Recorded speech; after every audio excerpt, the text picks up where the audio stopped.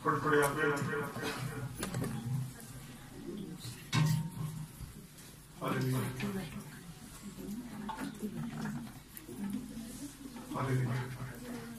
जल्दी से इक्वल की काम कर खुश है आप लोग।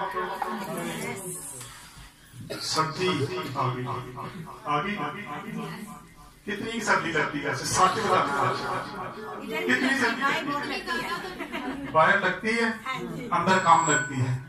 शादियां तो कितनी लगती? कोई नहीं लगती ना।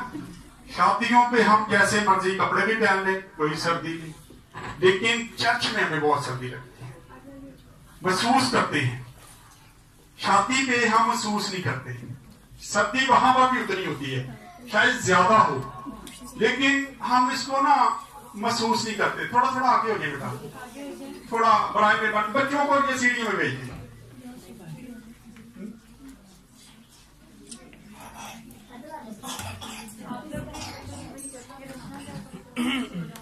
रचना आपके आगे बेटा जगह है, थोड़े आगे दो।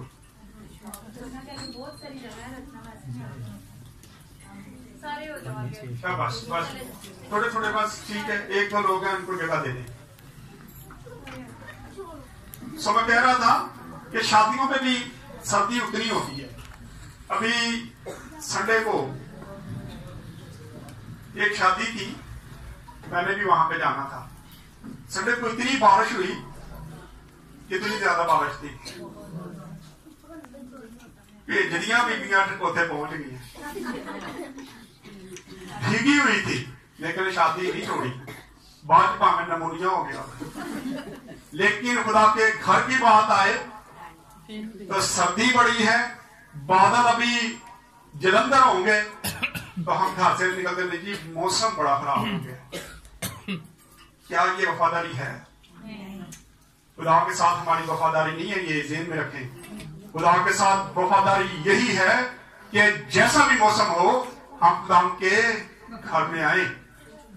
खुदावन कभी ये देखता है कि ठंड बड़ी है या गर्मी ज्यादा है या बारिश हो रही है और वो हमारी दुआ का जवाब ना दे?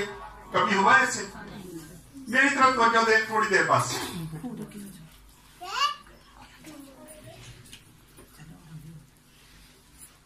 छोटा हो गया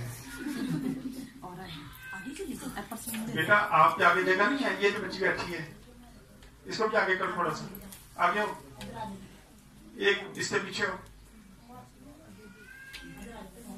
थोड़ी अच्छा है, बल्कि सारे फंस के बोगे तो ठंड नहीं लगेगी, नहीं ना लगेगी। सो बात हो रही थी कि खुदा कितना वफादार है, कितना प्यार करता है। गर्मी सर्दी दिन रात, खुदा कभी तेरा निगहबान कभी ऊँघने का नहीं है, कभी नहीं वो सोता। वो हर वक्त हमारी दुआओं का जवाब देता है। वो तैयार खड़ा रहता है कि कब मेरा बेटा या मेरी बेटी मेरे आगे झुके, मेरे आगे इल्तिजा करे और मैं उसकी दुआ का जवाब दूं। हम ही आलकस करते हैं, हम ही आलसी हो गए हैं कि हम और कामों में लगे हुए हैं और खुदा को याद नहीं करते। इसीलिए आज घरों में मुश्किलात ज्यादा बढ़ रही हैं, बहुत ज्यादा मुश्किलात आ रही हैं। क्योंकि मेरा विजिट बहुत ज्यादा होता है, मैं बहुत सारा लोगों के घरों में जाता हूं, मैं बहुत सारे लोगों के घरों में जाता हूं और ज्यादा लोगों के घरों में मुश्किलात हैं, परेशानियां हैं। लेकिन अगर हम खुदा की तरफ चलना शुरू करें तो खुदा के सारी मुश्किलों को खत्म करना जानता है। इसलिए बहुत जरूरी है कि हम खुदा के साथ वफादारी दिखाएं। आए आज खुदा के जिंदा कलाम में से पहला ग्रंथियों 15 बाब, उसकी हम पढ़ेंगे 32 आयत से। फरेब ना खाओ। कल भी एक बार मेरी बहन ने एक ने मेरे साथ जिक्र किया था कि पास्टर साहब, मैंने सुना है कि औरत का मजमा में बोलना रवा नहीं है। मना किया गया है। लेकिन उस वक्त मैंने साबित किया था कि ये गलत चीजें हैं। खुदा का कलाम इस बात को हम देखते नहीं है कि वो लिखा क्यों किया गया था, वो ऐत क्यों लिखी गई थी, क्यों पौलुस रसूल ने ये बात कही थी। कल ही एक मेरे पास भाई बैठा था, तो उसने कहा जी मैंने एक ऐत पढ़ के मुझे किसी ने सुनाई है, बहन ही बल्कि बैठी थी परसों। तो उसने कहा कि किसी ने मुझे कहा है कि वहां पे लिखा है कि उन्होंने उनको गलत पढ़ के सुनाया क्या कि औरत का मजमा पर खड़ा होकर बोलना मना है। बाइबल मुकद्दस में कहीं नहीं लिखा, मजमा का लिखा है। मजमा का मतलब होता है परे, या कुछ लोग जमा हो। ये परे नहीं लगी है, ये परे लगी है। हम खुदाम की हम तो सुना कर रहे हैं, परस्तिश कर रहे हैं, उसकी इबादत कर रहे हैं। इसको हम परे का नाम नहीं दे सकते, इसको मजमे का नाम नहीं दे सकते। मजमा वो होता है जहां पर लोग जमा हो गए और एकदम से कोई देखे और कहे जी एक काला मजमा लगा, मैनू भी दसो। उस चीज को मजमा कहा जाता है। चले आज थोड़ा सा मैं आपको बता देता हूं कि वो क्यों लिखा गया था कि औरत का मजमा में बोलना मना है। वो इसलिए कहा गया था, आज भी हम दुनियावी तौर पे अगर देखें तो अगर एक फैमिली के मर्द इकट्ठे हों किसी फैसले के लिए तो औरतों के साथ बिठाया जाता है, लेकिन औरतों को तकीद की जाती है कि तुमने अंदर बात नहीं करनी, और वो बात नहीं करती क्योंकि औरतें जब बोल पड़ती तो फिर खराबियां पैदा होना शुरू होती है। इसलिए लिखा गया है कि तुम जिस बात की तुम्हें समझ ना लगे अपने हस्बैंड से, अपने खामन से पूछो कि ये बात क्या है, और उस परे में नहीं, उस मजमे नहीं, बल्कि घर में आके पूछो। और उसका मतलब था कि अगर परे में आपको किसी बात की समझ नहीं आती तो आप घर में जाएं, अपने शौहर से बात करें कि जब हम वहां पे बैठे थे तो फलां शख्स ने या फलां भाई ने ये बात कही थी, मुझे उसकी समझ नहीं आई, तो उसका शौहर जो है उसको समझा दे। उस मजमे का ये मकसद है।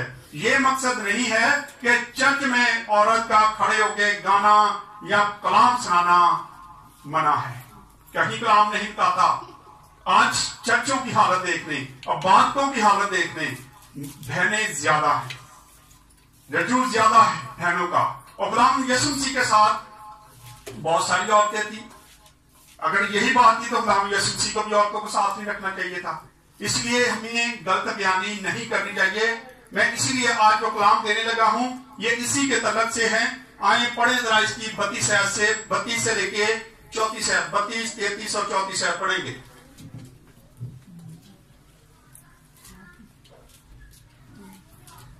अगर मैं इंसान की तरह इफ्सुस में दरिंदों से लड़ा तो मुझे क्या फायदा। अगर मुर्दे ना जलाए जाएंगे तो आओ खाएं पिए, क्योंकि कल तो मर ही जाएंगे। फरेब ना खाओ, बुरी सोहबतें अच्छी आदतों को बिगाड़ देती है। रास्तबाज होने के लिए होश में आओ और गुनाह ना करो, क्योंकि बास खुदा से नावाकिफ है। मैं तुम्हें शर्म दिलाने को ये कहता हूँ। आमीन। खुदा का पाक कलाम पढ़ा और सुना जाना हम सबके लिए भाई से बरकत। आमीन। चलिए,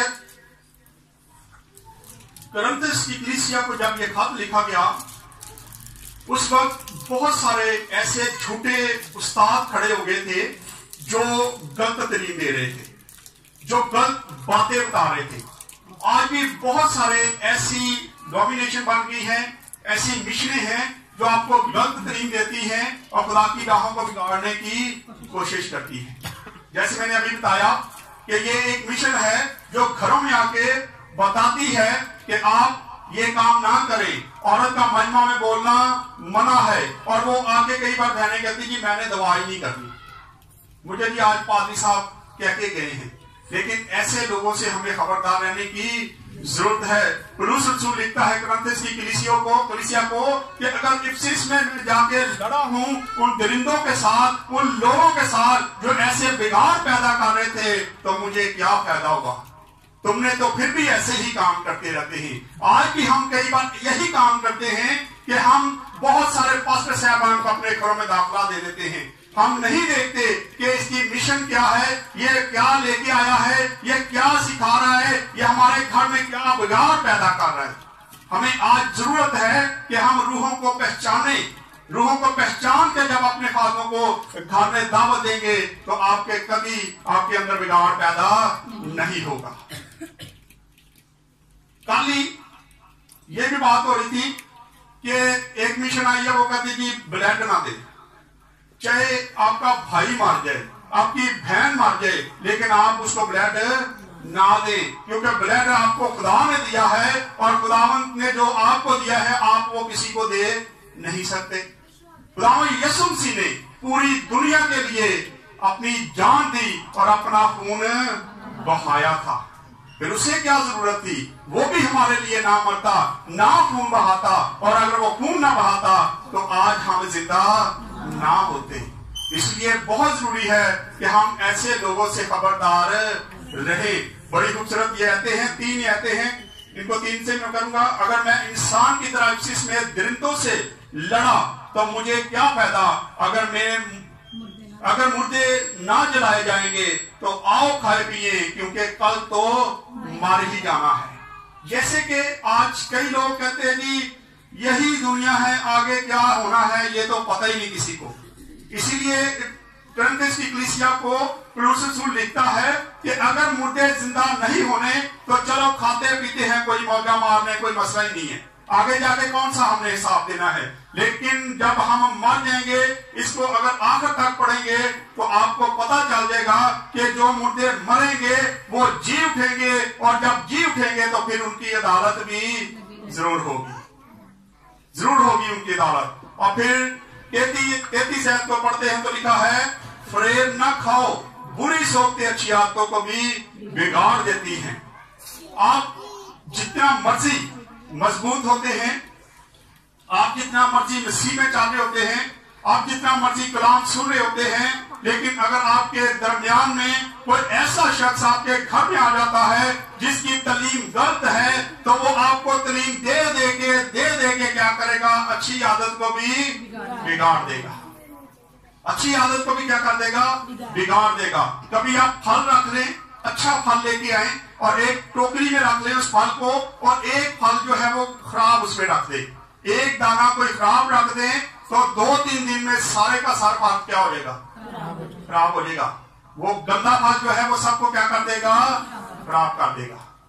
इसलिए हमें बचना चाहिए ऐसे लोगों से जो आके गलत तालीम देते हैं, गलत तालीम देके आपको खुदा की राहों से हटाने की कोशिश करते हैं। इसलिए लिखा फरेब ना खाओ।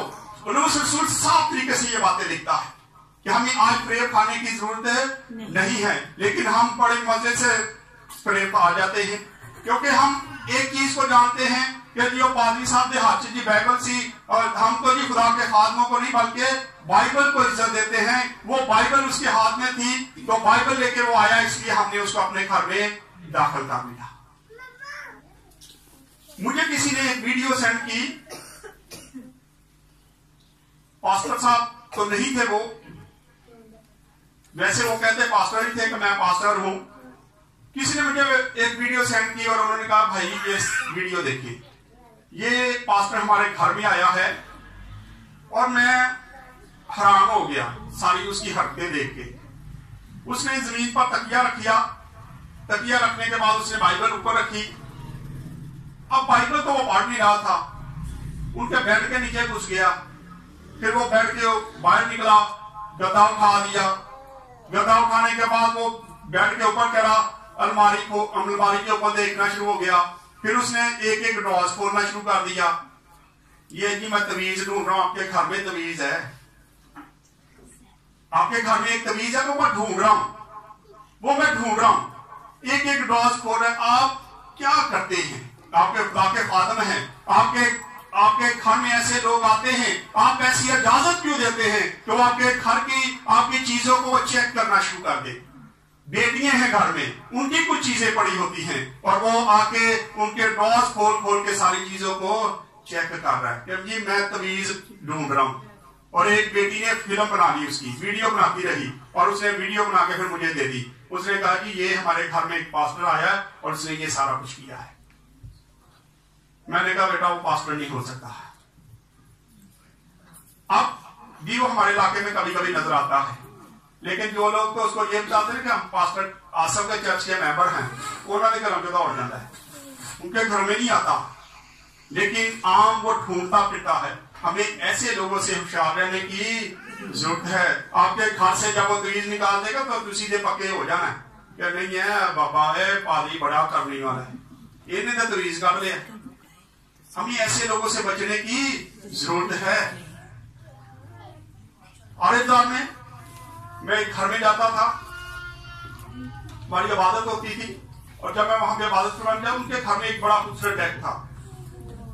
अक्सर जब मैं जाता था कि यार आपका डेक बड़ा अच्छा है, बहुत खूबसूरत डेक है। वहां पे एक पास्टर आया और मुझे नहीं पता था, उन्होंने मेरे अलावा भी कोई पास्टर घर में बुला लिया। और जब वो पास्टर आया तो कुछ दिन के बाद मैं दोबारा उनके घर में गया, मुझे नहीं पता था कि कोई पास्टर आया या नहीं।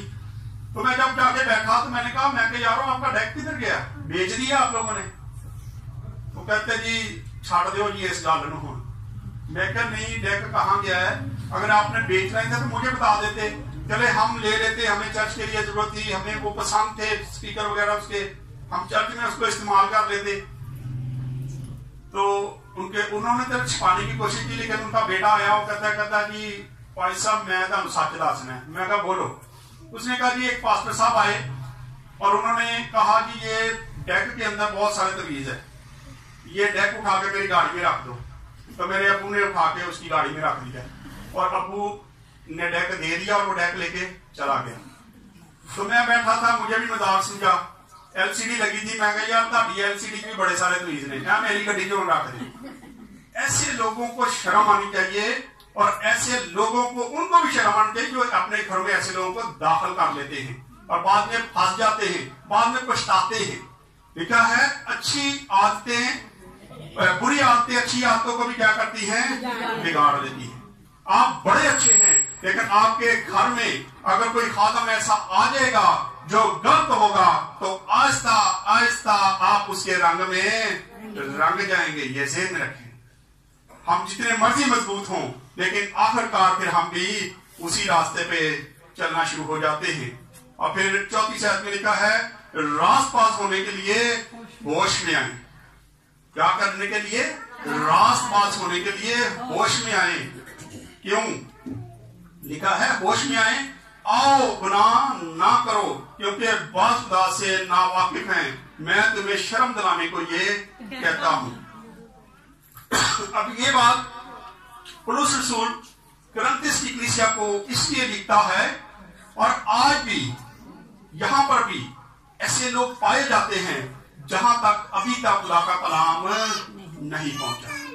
अभी तक खुदा का कलाम वहां पे नहीं पहुंचा, क्योंकि हम लोग समझते हैं कि यहाँ पे मैं खिदमत कर रहा हूं, मुझे वहां जाने की क्या जरूरत है। हमें जरूरत है उन लोगों में जाके मनादी करने की जहां पे खुदा का कलाम अभी तक नहीं पहुंचा।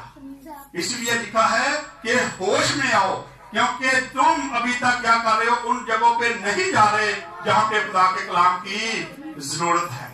हमें जरूरत है कि हम उन लाताजात में भी जाएं और वहां पे जाके, क्योंकि लिखा है राज होने के लिए होश में आओ और गुनाह ना करो, क्योंकि बाज खुदा से ना वाकिफ हैं। आज भी कई लोग खुदा से क्या हैं? ना वाकिफ हैं। और ना वाकिफ इसलिए हैं कि उनको तालीम ही ठीक नहीं दी जा रही। और जब उनको तालीम ठीक नहीं दी जाती तो वो खुदा से क्या हैं? ना वाकिफ हैं। गुनाह का जिक्र आता है, गुनाह ना करो। हम गुनाह पर गुनाह करते जाते हैं और समझते हैं, कुछ लोगों का ख्याल है कि एक बार हमने तौबा कर ली है, हमने तौबा तो कर ली है, हमने बपतिस्मा भी ले लिया है, अब चाहे हम रोज गुनाह करें, क्योंकि खुदावंद यीशु मसीह ने तुम्हारे लिए हमारी अपनी जान का कफारा दे दिया है। उसने सलीब पर अपनी जान दे दी थी, उसने कफारा दिया और अब हम गुनाहगार नहीं रहे। आए जरा एक दो हवाले देख लेते हैं। पहला यूहन्ना पहला बाब उसकी 8 से 10 तक पढ़े जरा। हाँ जी, पेज नंबर है 280। जल्दी से पहला यूहन्ना पहला बाब 8 से लेके 10 तक।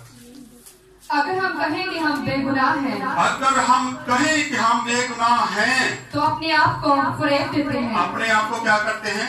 फरेब देते हैं। अगर हम ये कहते हैं कि मैं तो गुनाहगार हूँ नहीं, मैंने तो गुनाह किया ही नहीं, तो खुदा का कलाम बताता है कि हम क्या हैं? फरेब देते हैं अपने आप को। क्या नहीं, मैं तो गुनाहगार नहीं हूँ, और मैं क्या कर रहा हूँ? अपने आप को फरेब दे रहा हूँ। हम आगे पढ़े। और हम में सच्चाई नहीं, हम में सच्चाई नहीं है। अगर हम ये कहते हैं कि हम गुनाहगार नहीं हैं, हमने गुनाह नहीं किया, और हम फरेब दे रहे हैं अपने आप को, और हम में सच्चाई नहीं है। हाँ जी आगे। अगर अपने गुनाहों का इकरार करें, अगर अपने गुनाहों का इकरार करें, तो वो हमारे गुनाहों के माफ करने और हमें सारी नाराजगी से पाक करने में सच्चा और आदिल है। सच्चा और आदिल है। कब? जब हम अपने गुनाहों का इकरार करें। अगर इकरार नहीं करेंगे तो वो माफ भी नहीं करता। इसलिए बहुत जरूरी है कि जब भी दुआ करें अपने गुनाहों का इकरार किया करें। बहुत सारे लोग आपको समझाते हैं नहीं जी नहीं, जरूरत नहीं है, हमने तो तौबा कर ली है। प्रभु यीशु मसीह ने जान दे दी थी, उसने सलीब पर जान दी थी, उसने खून बहा दिया था हमारे लिए, इसलिए अब हमें जरूरत नहीं है कि हम तौबा करें, हम बार बार गुनाहों का इकरार करें। लेकिन खुदा का कलाम बताता है कि हमें बार बार गुनाहों का इकरार करने की जरूरत है। पतरस को अगर देख ले आप, पतरस ने कितनी बार खुदा यीशु मसीह का इनकार किया?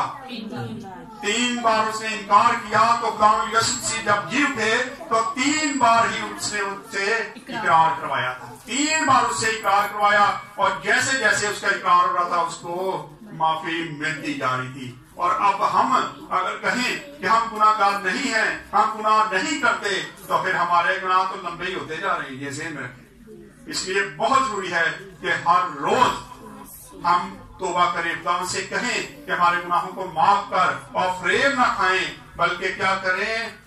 लोगों से बचें जो ऐसी तरीफ देने के लिए आपके घरों में दाखिल हो जाते हैं, आपके घरों में बिगाड़ पैदा करते हैं।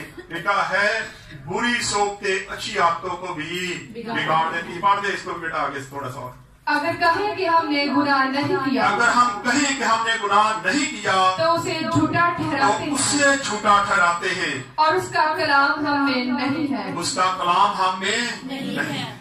अगर हम ये कहें कि हम गुनाहगार नहीं है, तो लिखा है कि हम किसको झूठा ठहराते हैं? किसको झूठा ठहराते हैं? खुदा को हम झूठा ठहराते हैं कि खुदा झूठ बोलता है, हम तो गुनाहगार है ही नहीं। लिखा है कि अगर हम ये कहते हैं कि हम गुनाहगार नहीं, तो हम उसको झूठा ठहराते हैं, और हमने खुदा का कलाम नहीं है। अगर हमारे दिल में खुदा का कलाम है, तो हर वक्त हम खुदा से इकरार करते रहते हैं कि खुदा तो हमें माफ कर। बहुत जरूरी है। मैं अक्सर आप लोगों को कहता हूँ, जब यहाँ पे कलाम सुनते हैं तो कोशिश किया करें कि यही कलाम आगे शेयर किया करें। जब घर में जाते हैं उनको बताइए कि आज हम ये सीख के आए हैं, खुदा के कलाम में ये लिखा है, ताकि ये मनादी का काम आगे बढ़े। ये खाली एक पास्टर नहीं कर सकता, मैं अकेला यहाँ पे नहीं कर सकता, दूसरा पास्टर कोई नहीं कर सकता। लेकिन अगर हम सारे मिलके ये काम करें, आप यहाँ पे जब सीखते हैं तो आपका फर्ज बनता है कि आप भी जाके उन लोगों में मनादी करें जिनको खुदा के कलाम की जरूरत है, बहुत जरूरत है। इसलिए पौलुस रसूल कहता है कि होश में आओ, क्योंकि बहुत सारे लोग खुदा से नावाकिफ हैं, और वो नावाकिफ जो हैं उनसे खुदा से वाकिफ करवाने के लिए आज जरूरत है कि हम सारे इस काम को सर अंजाम दें। आए खुदा इस कलाम के वसीला से हम सबको बरकत दे।